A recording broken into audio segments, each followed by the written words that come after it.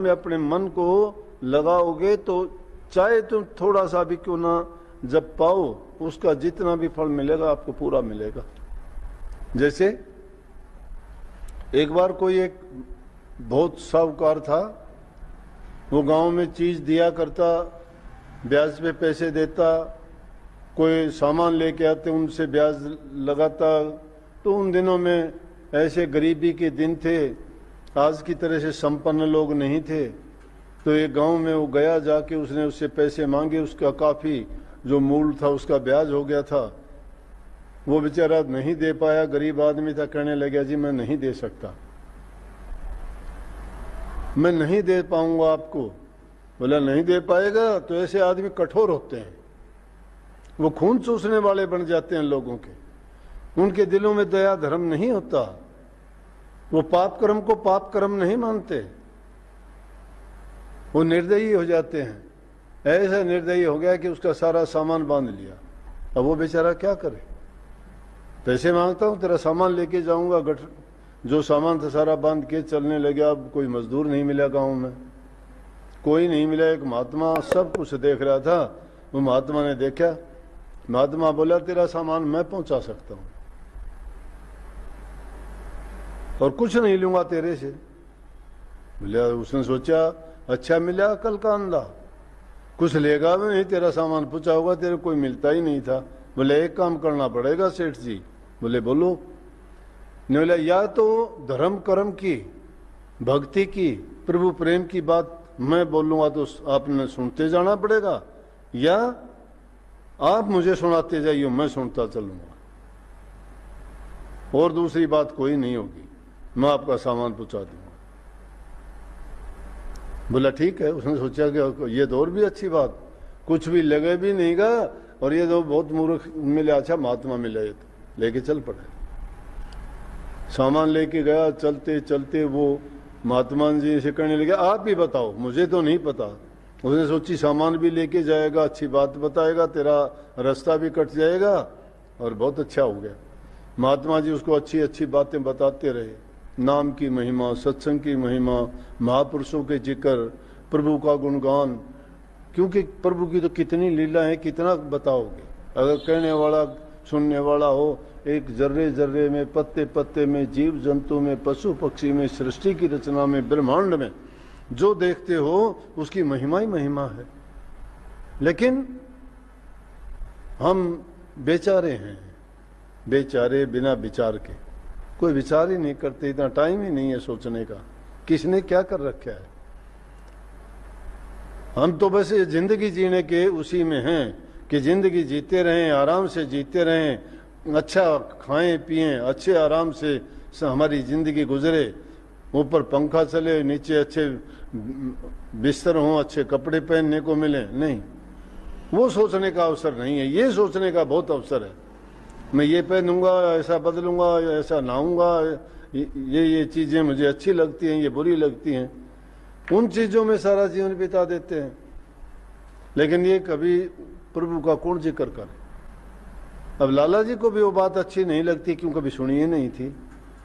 वो तो प्रभु का गुणगान करता गया, वो हुंकारे भरता गया, और देखते ही देखते जब मंजिल आगे कहने लगे भाई महात्मा जी आ गया मेरा गांव, मेरा ठिकाना, अब मेरा सामान रखो, और छुट्टी देना लेना कुछ था ही नहीं। उसने सोचा सेठ ने तो सारी बात सुन ली, कोई रिएक्शन नहीं दिया इसने, कोशिश बोलिया ही नहीं है तो, लेकिन इसको चेताना तो जरूर चाहिए। कहने लगे सेठ जी एक काम तो और करना। बोले कि हाँ। बोले कि कल को मौत भी आनी है। बोले अच्छा हाँ हाँ आएगी, वो तो सबको आती आएगी, यह बात तो समझता हूँ मैं, बहुत समझाया था रास्ते में भी। बोला लेकिन एक काम करियो, आगे जब जाओगे जहाँ पेशी पड़ेगी ना तेरी धर्मराज के, तो तेरे से पूछे तो तू याद कर लेना मुझे, और तेरे को ये कहें कि मांग तू तेरे कोई अच्छे कर्मों का फल हो, तो ये इतनी देर जो तूने राम के नाम का सत्संग सुना है ना, ये तेरे काम आएगा। बोला ठीक है जी। वो कुछ दिन के बाद हुए, सेठ की मृत्यु तो होनी थी, कुछ वर्षों के बाद मर जाके देखा यमराज के यहाँ पेशी पड़ी तो बोला देखो भाई इसका कोई शुभ कर्म है। देखा तो कहने लगे जी एक दिन इसने महात्मा का सत्संग सुना। ओह, तो पूछो इससे, अपने उसका फल पहले लेना चाहता है या बाद में? और बहुत कुकर्म कर रखे, उनकी सजा पहले दें या बाद में? तो महात्मा ने समझा रखा था कि फल पहले मांग लेना और मैं मिलूंगा, वहां मेरे पास आ जाना, आगे की कार्रवाई आगे करेंगे। पूछा यमदूतों ने कि हाँ बोलो, आपने एक शुभ कर्म किया है मृत्यु मंडल में कि आपने एक महात्मा का सत्संग सुना है। बाकी तो जो कर्म कर रखे वो तो बहुत बुरे हैं। किसी से ब्याज लिया, किसी से धोखा किया, किसी से कपट की, किसी की निंदा की, किसी से झूठ बोला, बड़े धोखेबाजी की हैं, उनका फल तो तुझे बाद में मिलेगा। वो तो नरकों में जाना पड़ेगा, बहुत बड़े बड़े कष्ट होंगे। लेकिन महात्मा का जो संग किया है उसका तेरे को अच्छा फल मिलने वाला है। बोले आप बता कौन सा पहले लेगा? तो महात्मा ने सुझाव रखा था, कहने लगा मुझे महात्मा का जो सत्संग था उसका फल दे दो। बोले चलो। बोला वो वहां पे हैं, वहां भी देखा जाके तो सत्संग चल रहा। देख के हैरान हो गया कि ये महात्मा तो मृत्यु मंडल में भी यही थे, यहां भी ये हैं। संत दोनों जगह होते हैं। वहां सत्संग देखा और देखते ही सेठ से बोले आ गया? बोले हाँ जी आ गया। बोले वे काम कर गए?